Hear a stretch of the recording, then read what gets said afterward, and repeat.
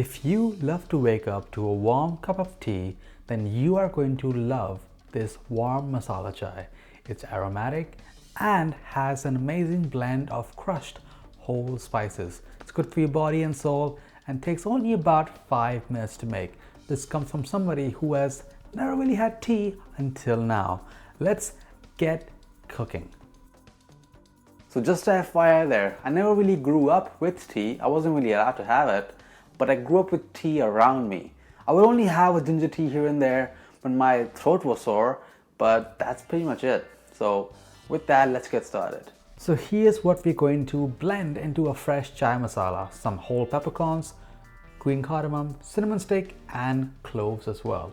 Just smash that with your mortar and pestle. If you have a spice grinder, use that. And if you have none of those, then just bundle it up in a kitchen towel and smash it with a heavy pan or even a rolling pin until it looks kind of like that. Depending on how often you have tea, I would either just make this fresh every time I want it or just make a bunch and put it in your pantry.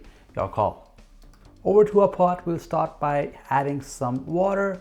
1 cup would be enough for 1 large serving of tea, and then we'll add some of our tea leaves in as well. The tea that I'm using is a red label tea and I got it from an Indian store, but you should be able to use any Indian style tea to make this chai masala. Now we want to bring that water up to a boil, and the tea leaves will soak with water, release all of its beautiful flavor into that water. In the meanwhile, make sure you have your milk measured out and your teapot sitting on the side. Now the request to make masala chai came a really while ago by one of my followers, so I do listen to you, but I put it in a list and I get to it. So if you want to see something that I make, then shout that out. I'll put it in my bucket list and I'll get to it, I promise. And when your tea is brewing, kind of like this, add in all of your whole spices and just let that simmer for about 30 seconds, and then we'll add in all of our milk. Now be careful and don't do what I did. Don't make that mess. Burnt milk does not smell good at all. And then here is some freshly minced ginger. Great for the throat when you have it in tea like this, and it'll make it super aromatic. Give that a good mix, and now we want to get that milk up to a simmer. After experimenting with this masala chai, I do sometimes crave this masala chai on a more frequent basis. It's not like I make it every day, but I do crave it, but I still am not at the stage where I need it every day. Which I think is pretty interesting, how some people are wired a certain way. Some people need it, some people are okay with not having it. It's strange. And I would take that pot off the heat right about now, but here's a PSA for everybody to know.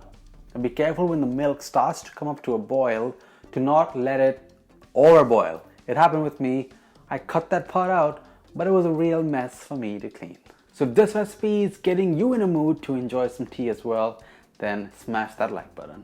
And yes, you can do that while you pour, because one of your hands is still free while the other one pours. So go ahead and multitask, okay? And of course, you have to filter with a fine mesh sieve before you serve it. For me, it's in that pot itself, which is kind of detachable. Pretty nifty little feature, I would think. But you can use any regular handheld sieve as well. This looks right about done, so go and call everybody who will be enjoying this tea with you. Now, something that I learned while making this recipe is that tea is actually a bit more healthier than coffee. Mainly, most of the benefits being around heart health, blood pressure, and gut health as well.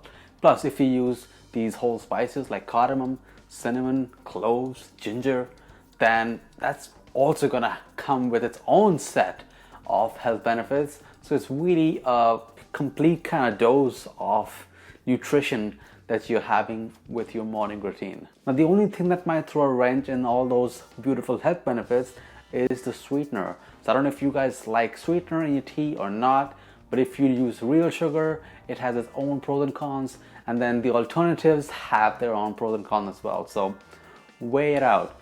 I did not put anything in mine. I didn't think it needed it. The whole milk and the spices were enough to, have some of that natural sweetness for me to really enjoy 2 cups of this. And with that, share this recipe with somebody who loves a good tea.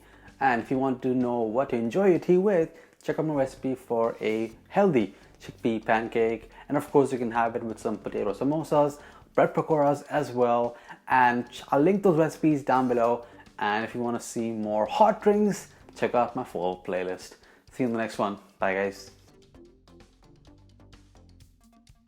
Now thanks to a local shop in Ottawa called Pot and Pantry for helping us pick out this tea set. This is not sponsored, just putting it out there because that's a great store for you to check out if you're in the Ottawa area.